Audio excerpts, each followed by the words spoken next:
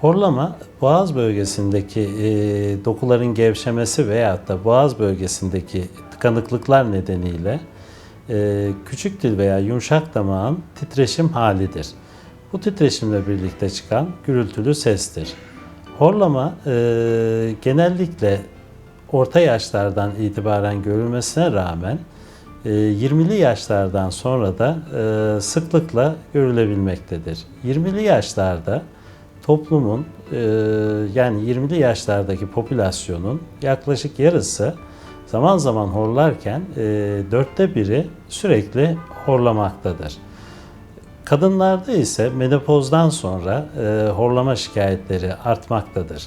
Yaşın ilerlemesiyle beraber dokuların gevşemesi ve boğaz yapısındaki darlıklar nedeniyle de horlama şikayetleri sıklıkla görülebilmektedir.